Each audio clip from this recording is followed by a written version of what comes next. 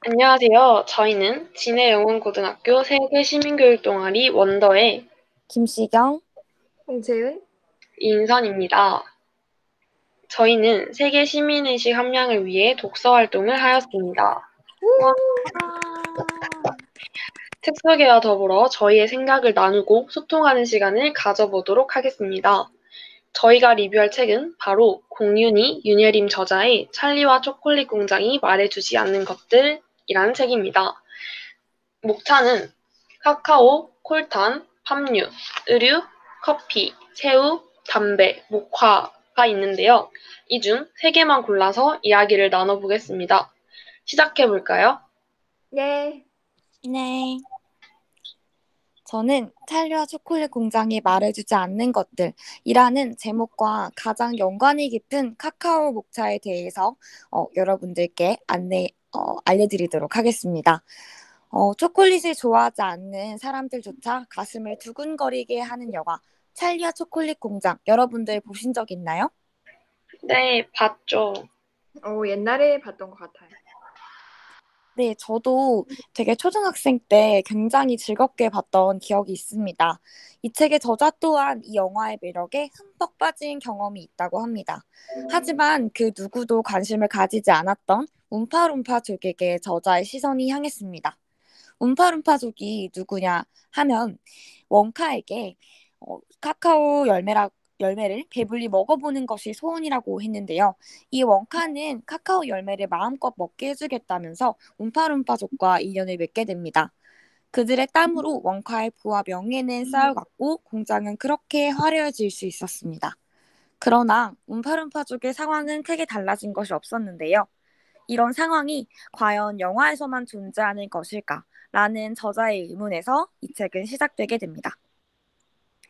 12살 소녀 마리코는 자신의 마을에서 450km나 떨어진 코트니 부하로까지 걸어왔습니다. 돈을 벌 수 있다는 한 아주머니의 말 때문이었는데요. 가까스로 구조된 이 아이는 하마터면 카카오 공장으로 팔려갔을지도 모릅니다. 카카오 재배에 아동 노동이 많이 발생하고 있다는 사실은 굉장히 이제 멀리 퍼져 있는 사실인데요. 여러분도 알고 계셨나요?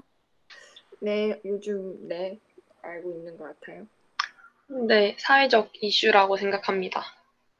네, 저도 이전부터 알고 있던 사실인데요. 이 책에서는 그 과정에 대해서 조금 더 자세히 다루고 있습니다. 납치당한 아이들은 오토바이를 통해 국경을 넘어 코트디부아르 국경 지역인 코로고에 가게 됩니다. 그곳에서 남부 지역의 카카오 공장으로 이제 팔려나가게 됩니다. 이러한 과정을 거쳐 코트디부아르에서는 약 115만 명, 가나에서는 약 88만 명의 어린이들이 지금도 낯선 땅에서 일하고 있습니다. 너무너무 안타까운 이야기입니다. 아동 노동은 사람들의 관심에도 불구하고 아직까지 꾸준히 발생하고 있는데요. 두 분은 이러한 아동 노동의 원인이 무엇이라고 생각하세요? 우선 아동 노동에 대한 인식은 있는데 아무래도 소비자 입장에서는 조금 더 값싼 제품을 원하는 게 원인이 아닐까 싶은데요. 근데 악순환이 계속 반복되니까 문제가 해결되지 못하는 것 같아요. 네, 저도 그렇게 생각을 했습니다. 그리고 또한 아이들한테 직접적으로 이제 납치를 하고 일을 시키는 그런 농민들도 원인이라고 생각을 했습니다. 하지만 꼭 그렇지만은 않은 것 같습니다. 카카오는 쉴 새 없이 손질해야 하고 보살펴야만 재배할 수 있는 매우 까다로운 열매라고 합니다. 그렇기에 노동력이 아주 많이 필요한데요. 하지만 농민들은 일꾼을 쓸만한 상황이 아닙니다. 초콜릿으로 얻은 이익이 100만 원이라고 가정을 했을 때 초콜릿 판매회사가 44만 원, 제조회사가 35만 원, 각종 운송비와 세금을 떼면 농민은 고작 6만 원을 가질 수 있습니다. 따라서 그들의 하루 수익은 우리 돈으로 10,000원을 넘지 못합니다. 절대 빈곤이라 규정하고 있는 처지에 놓인 사람들은 결국 불법이라는 것을 알고 있음에도 아이들을 찾게 되는 것입니다. 인신매매를 완전히 뿌리 꽂기 위해 궁극적으로 해결해야 하는 것이 무엇인지 다시 한번 생각해 보게 됩니다. 우리는 어떤 행동으로 아동노동을 줄이는 데 도움을 줄 수 있을까요? 저자는 우리가 실천할 수 있는 행동들을 부럭처럼 친절하게 안내를 하고 있습니다. 저는 할로윈 뒤집기가 가장 인상 깊었는데요.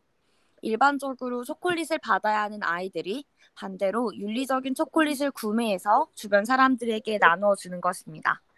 다가오는 할로윈 데이 때 이 활동을 해보는 것도 좋은 경험인 것 같습니다. 음, 아동노동을 줄이기 위해서는 역시 우리 모두의 도움이 필요하다는 사실을 다시 한번 깨닫게 되는 것 같습니다. 올해 다가오는 할로윈에 이 활동을 한다면 정말 좋겠죠? 저는 의류라는 주제로 이야기를 해보도록 하겠습니다.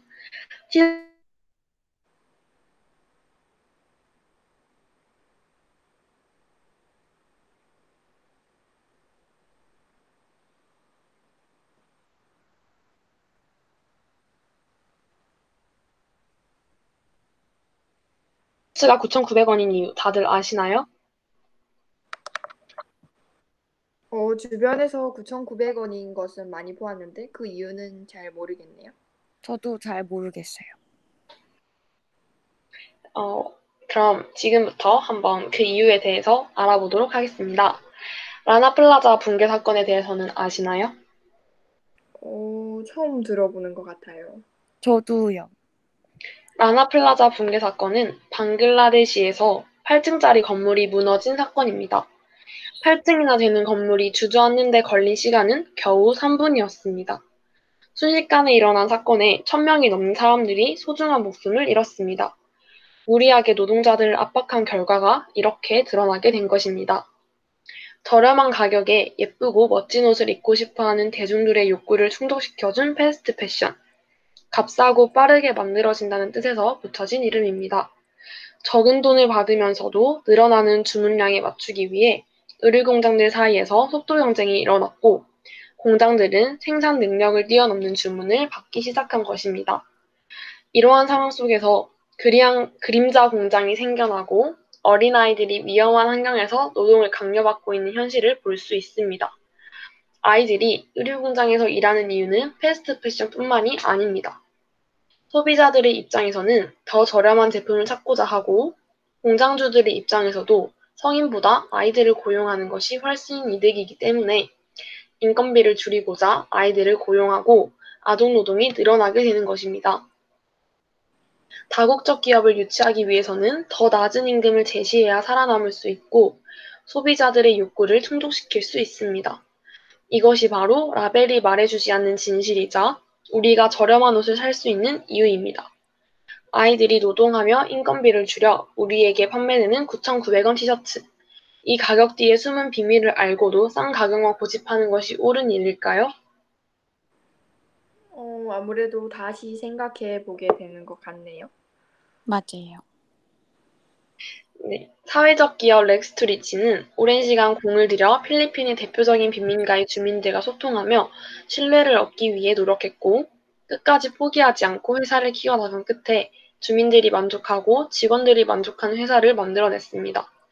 수많은 의류 회사들과 달리 생산자의 삶을 깊이 공감하고 함께 걸을 수 있는 길을 만들어 나갔습니다. 그 결과로 온전한 혁명의 가능성을 보여주었습니다. 더 많은 착한 사회적 기업들에 대해 알아보고 앞에서 말했던 라나플라자의 비극을 되풀이하지 말자는 취지의 캠페인이 있습니다. 라나플라자 희생자들을 애도하고 의류 생산 과정을 투명하게 만드는 데 앞장서는 패션 레볼루션 데이입니다.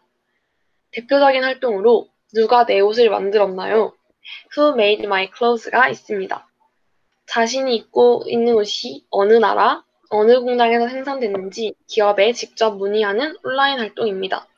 첫 번째, 의류회사 이름이 잘 보이도록 옷을 뒤집은 후 라벨을 카메라로 촬영합니다.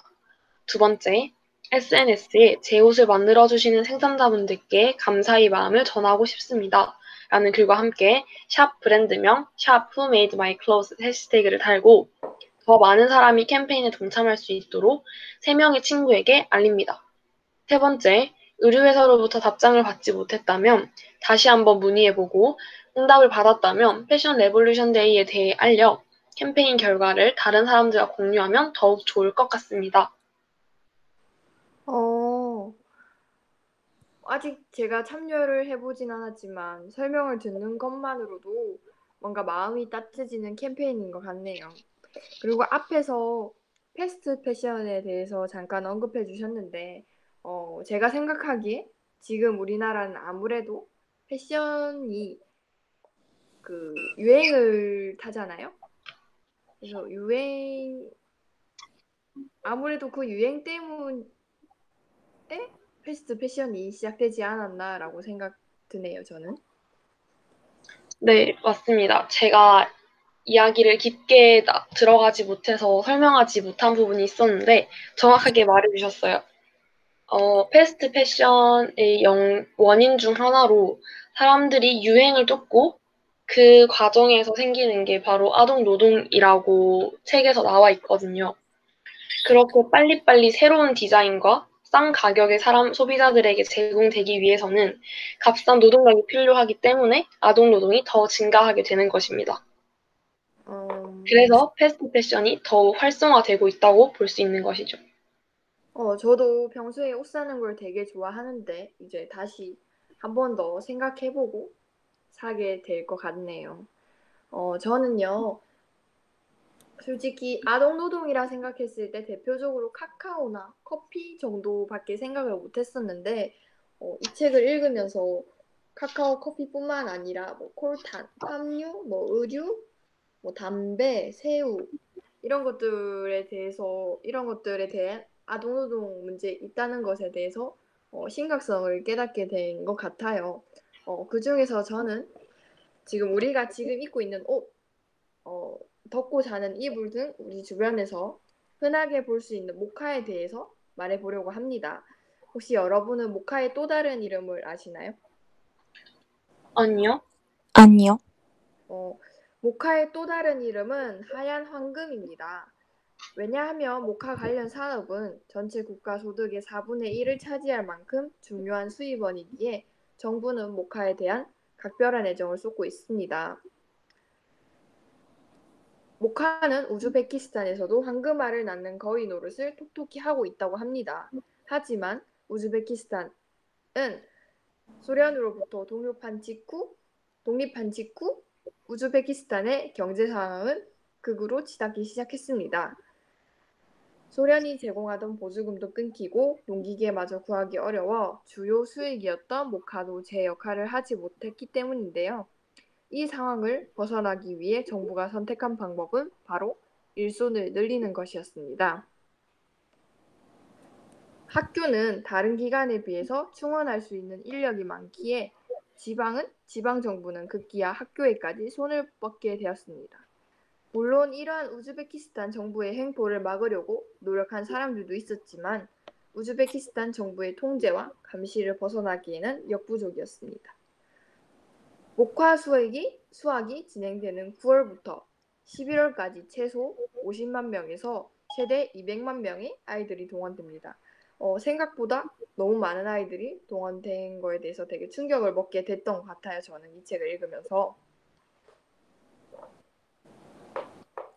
그리고 모카 수학에 참여했던 한 학생의 경험을 들어보면 할당량을 채우지 못한 아이들에게 구타는 물론이고 심할 경우 장학금이 중단되거나 퇴학을 당하고 모카밭에 가지 않으면 선생님이 집까지 찾아와서 혼을 내고 결석한 친구들이 많은 것도 본 적이 있다고 하는데요.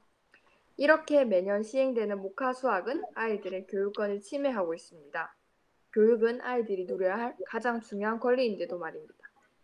학생들이 하루빨리 교실로 돌아왔으면 좋겠네요. 혹시 여러분은 우리나라가 그 우즈베키스탄 공장이 여러분은 우리나라가 지금 우즈베키스탄에서 모카 공장이 돌아가고 있다는 사실을 아시나요? 아니요. 잘 몰랐어요. 네, 저도 책 읽고 알게 된 것 같아요. 우리나라 공장에서는 포스코 대우와 한국조폐공사가 있는데요. 이 두 공장은 우즈베키스탄에서 가장 큰 모카 농장을 운영하고 있다고 합니다. 하지만 다른 나라에 비해서 유독 우리나라를 바라보는 시선은 곱지 않습니다. 그 이유는 무엇일까요? 2008년 모카 농장에서 아이들이 일한다는 사실이 알려지자 마리메코를 포함한 다국적 기업들은 우즈베키스탄 면화 거래를 철수한다고 발표했지만 이에 반해 포스코 대우와 한국조폐공사는 아동노동 문제가 자사와 관련 없다며 선을 그었고 오히려 사업 규모를 확장해 나갔습니다. 이러한 태도는 비난의 화살이 되어 우리나라로 향했죠. 그래서 우리 정부는 유엔 인권정례 보고서에서 아동노동에 대한 감시 시스템을 강화하라고 우즈베키스탄에 권고를 했지만 정작 우리 기업에 대해서는 아무런 조치를 하지 않았기 때문에 분노한 시민단체는 두 기업을 대상으로 서명운동을 펼치기 시작했습니다. 이렇게 우리나라 집회는 한국인의 가능성이 아닌 아동노동의 상징이 되어 버렸습니다. 공급을 끌어내는 것은 결국 수요입니다. 우즈베키스탄 정부가 국제적인 비난에도 아랑곳하지 않는 이유는 기업들이 뒤에서 꿋꿋하게 버티고 있기 때문이지 않을까요? 우리는 우즈베키스탄 모카로 만든 지폐를 사용하는 한 노동 문제에서 자유로울 수 없습니다. 이제는 지폐 속 영웅을 고르는 일보다 지폐가 만들어지는 과정을 귀 기울여야 할 때라고 이 책의 저자가 말해주고 있네요.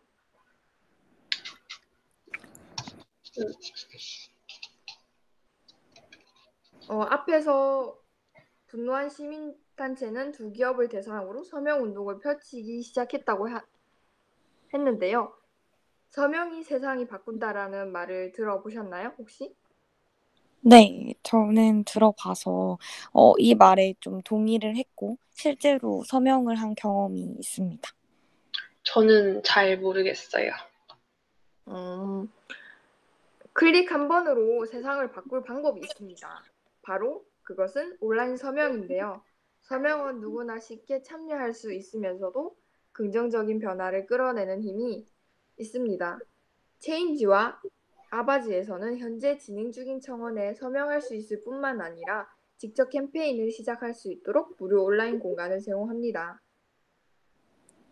더 많은 사람들에게 아동노동 문제를 알리고 싶다면 온라인 서명 캠페인에 참여해주세요. 저는 서명운동에 참여한 적이 없었는데 이 활동을 계기로 서명운동에 참여해보고 싶고 해야겠다고 생각했습니다. 앞서 말했던 할로윈 뒤집기, 패션 레볼루션 데이 해시태그 캠페인, 서명운동, 이 세 가지 모두 마음먹고 실천할 수 있는 내용인 만큼 오늘을 계기로 모두가 실천에 옮길 수 있다면 정말 좋겠죠? 저희가 말한 세 가지 문제 모두 우리 생활과 밀접한 관련이 있고 개개인의 작은 움직임이 모여 큰 변화를 만들어갈 수 있다고 생각합니다. 여러분도 시간적 여유가 되신다면 꼭 한 번쯤은 이 책을 읽어보는 것을 추천드립니다. 이상으로 진해용원고등학교 세계시민교육동아리 원더의 김시경, 홍채은 이인선이었습니다. 지금까지 들어주셔서 감사합니다. 수고하셨습니다. 수고하셨습니다. 수고하셨습니다.